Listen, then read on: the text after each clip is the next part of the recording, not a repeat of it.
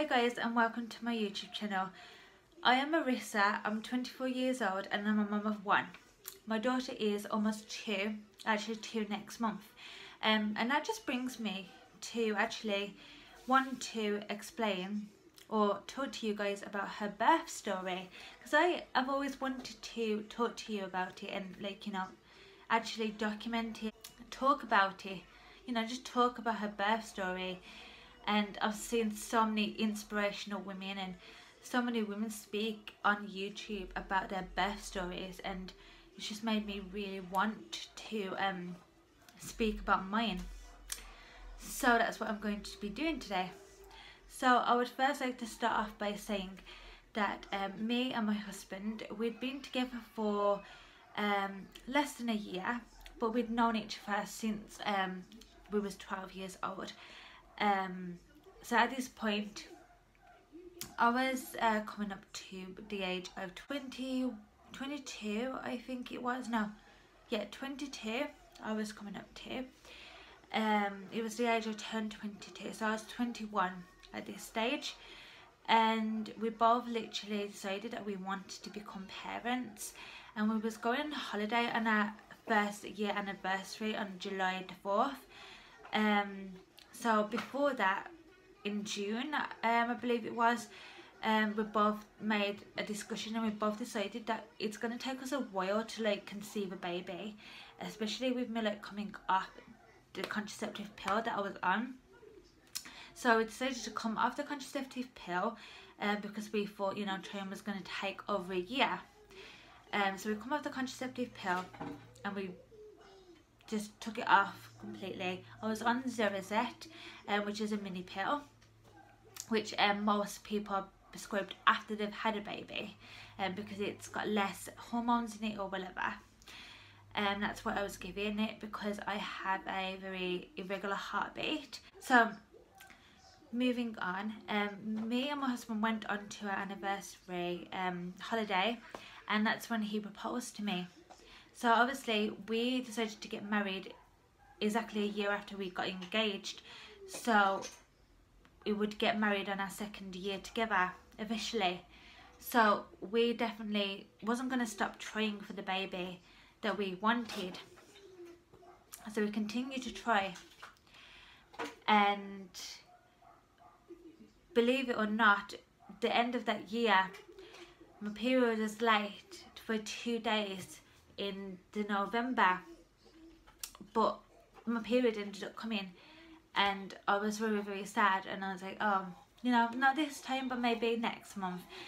And funnily enough, when it was the December and my period was late by 2 days again, my husband was the one that kept saying, do a pregnancy test, do a pregnancy test, and I was like, no, it's just going to be negative again. And I was just really scared to do a pregnancy test for it to be coming back negative. And I had one of the cheap ones from Poundland left over, and he was just like, go on, do it. And I said, if I do it, will you just please stop nagging me? So I was like, yeah. So I went and did a pregnancy test, and I waited the recommended 3 minutes, and I looked at it and I seen a very, very faint line, and I was like, oh my god, dang, get in here quick. And I was like, what? I said, look, am I imagining this, or is there a tiny line there? And I was like, Marissa, there's a tiny line there. I tried hiding it up to the line and everything, because it's very, very, very fine, you could just barely see the line. And I was like, this is incredible, this has just gotta be fake. I believed it, but then I didn't believe it. I says to him, I says, oh, my period's just probably going to come tomorrow. I says, I'm going to go to work and my period's going to come. I says, this is just a class, this is a negative pregnancy test. And I was just kind of in denial. So I went to work the next day because I had cramping all in my stomach and everything.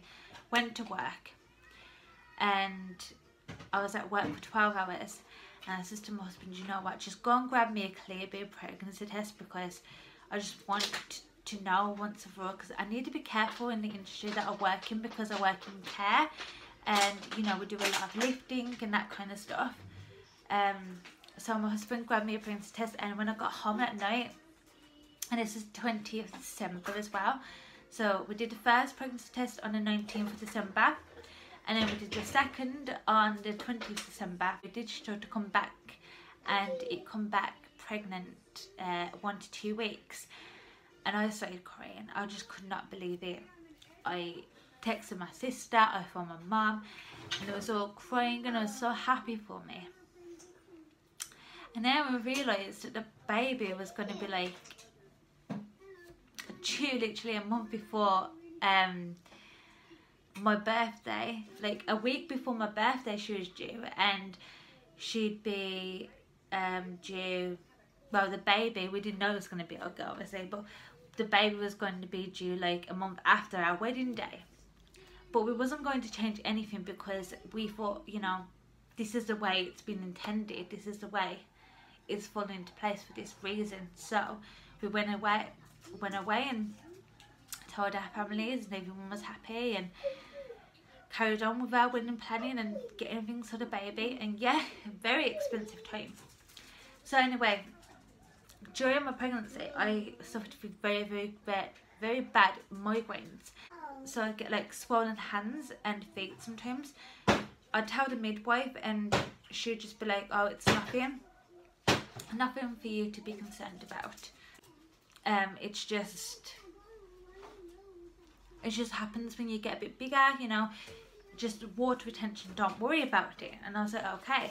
And I said, what about the migraines? She says, everybody who's pregnant gets migraines. And I said, okay.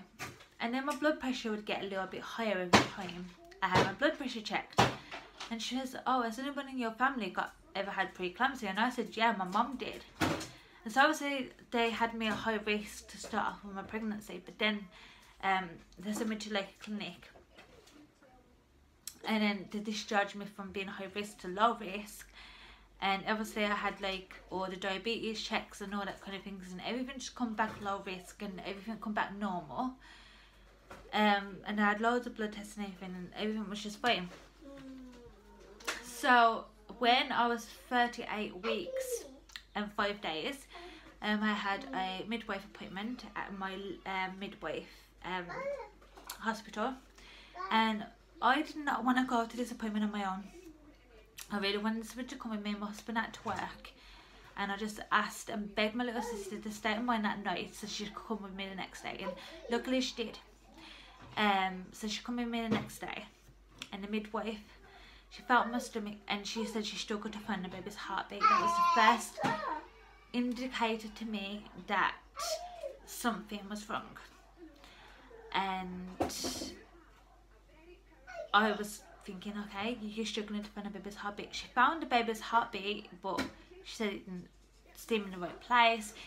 She said she was getting enough beats, my daughter was getting enough beats, but I don't know, she says something just didn't seem right.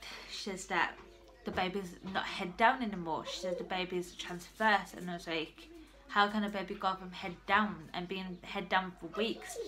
She's just suddenly flipping and me not feeling it. And then she says, you know, the baby's not grown since you last been here, like in 2 weeks, and you've got protein in your way, like you need to go basically to the main hospital now. So she phoned the main hospital, she put me in for a growth scan for the following day so that I could get, you know, a scan checked. And then I went straight to the hospital and I was crying to my mum on the phone, and I phoned my husband and I told him everything, and he was telling me to try and calm down and everything like that. I was waiting in the midwifery hospital for a while, and then eventually they seen me. They put a heart monitor and everything on my stomach for the baby, and did my blood pressure and everything, checked my urine, and they basically told me that I had preeclampsia. And the turner says to me that it was high enough to basically keep me in hospital, and they says to me I'd be staying overnight. So my husband had to go basically go back home and grab all my stuff. He made sure my sister got back home safe, and then he basically come back to the hospital, sorry, and stayed with me. Yeah, I was so late into my pregnancy, so I was about to become 39 weeks pregnant, they basically turned around and said, because you're so late into your pregnancy, we're just going to basically keep you in, you know, because you are high risk and we don't want any harm to come to your baby. Stayed in the next day. They put, like, you know, them cannula things in your arm here. So painful when they get put in. Stayed in overnight. And the next day I waited for the doctor to come, and they basically turned around and said to me that they was going to induce me because of me being so, what's the word? So late into my pregnancy, because of it being a risk. They didn't want to wait for me to go into labour naturally, just in case anything happened. So they said they wanted to induce me. They said it was going to happen the following day, so it wasn't going to happen on the Tuesday, it was going to happen on the Wednesday. So I was going to be induced on a Wednesday. So I was like, okay. So they said I could either go home or I could stay in hospital, and I says, well, my husband brought all my bags and the baby stuff here already. There's literally no point in me going home now to just come all the way back here in the morning. So I stayed in hospital that night, and it's a very good job that I did, because the next morning I was being checked over and my daughter's heartbeat dipped dramatically.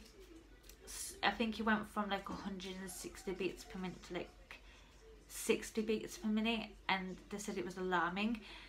Next minute, you know, I'm getting like 3 doctors around my bed, I'm getting 3 midwives from my bed, I'm getting all these doctors around me, and getting bags shoved, all my bags shoved onto the bed, I'm getting a cannula shoved up my arm, and my blood splattered everywhere, and next thing you know, I'm getting wheeled down to the maternity ward. I'm like, what is going on?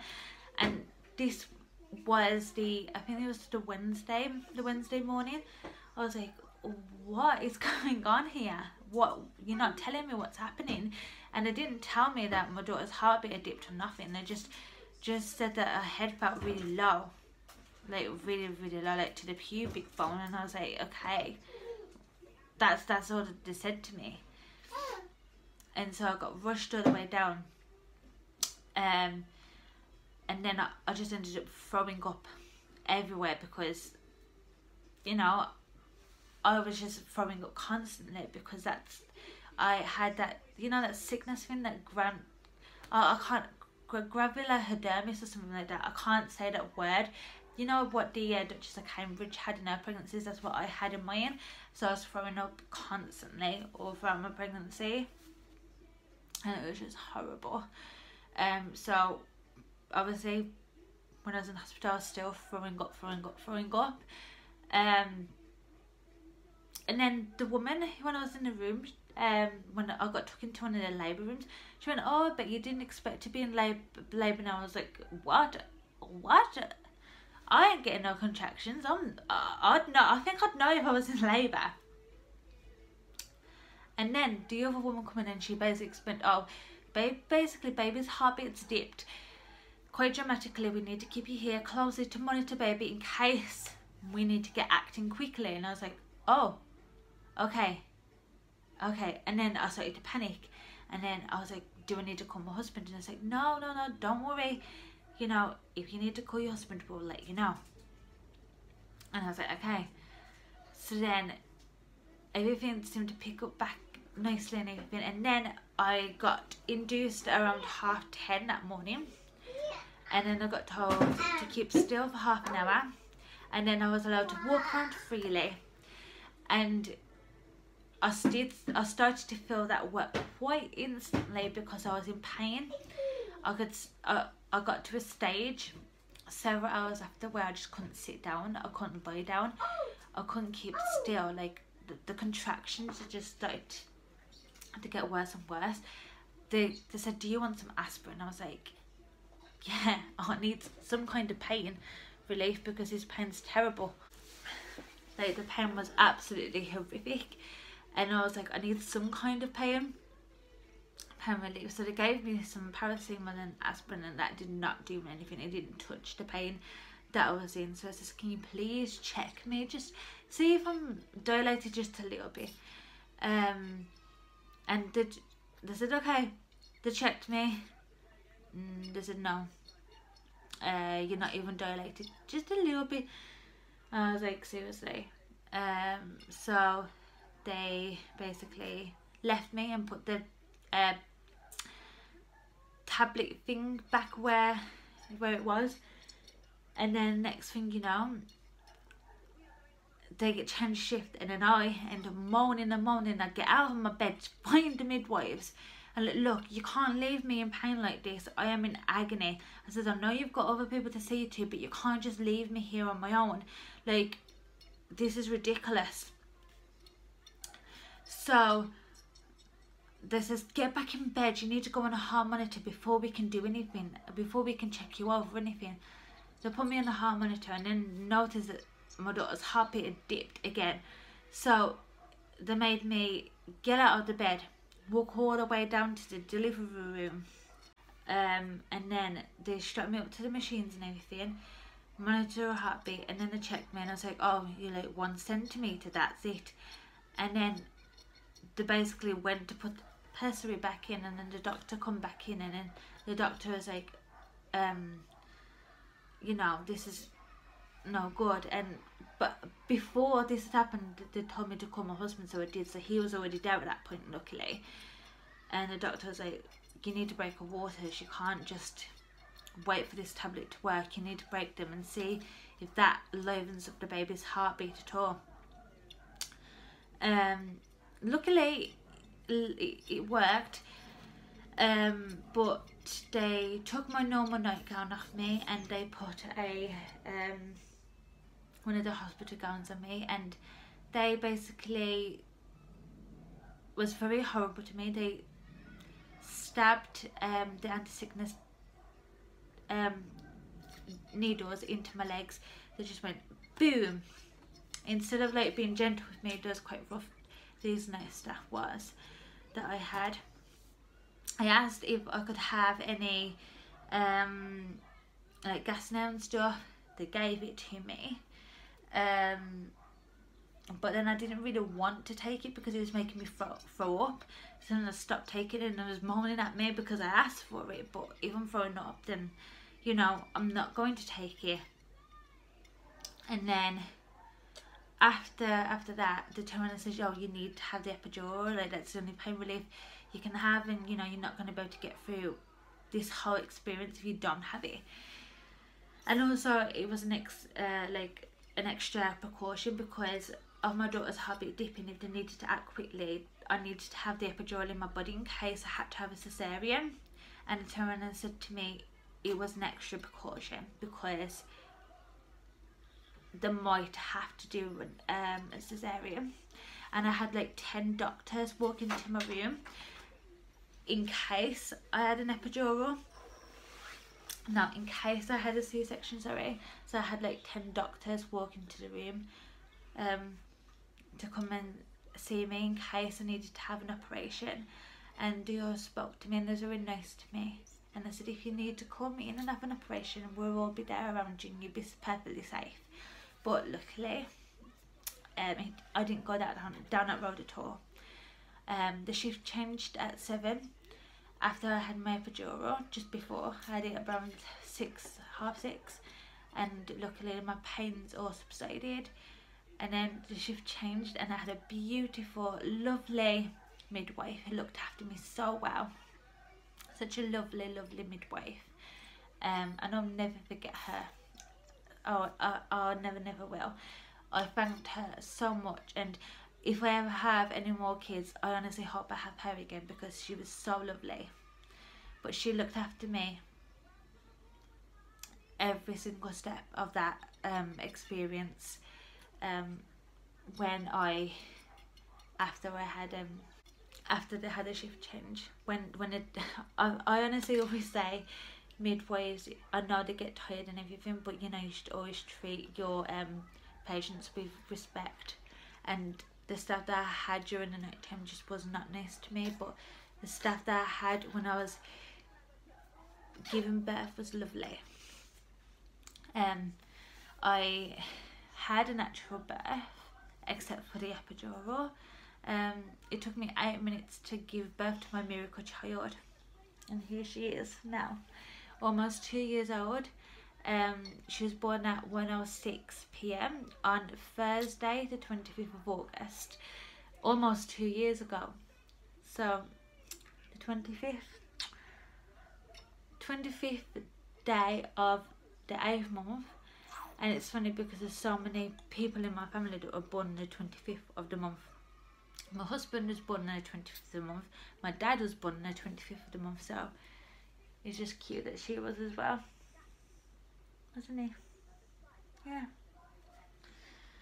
And she's very quiet because she's got her channel CBBS on at the moment, yeah. She always comes to me for snuggles in the morning when she's woke up or when I've been at work. And as soon as I walk through the door, she comes straight to me. She's all mummy, she is. And yeah, I'm just so thankful to the midwife for helping me bring her into the world safely. So yeah, that's my birth story. If you like this video, please hit the thumbs up and subscribe to my channel.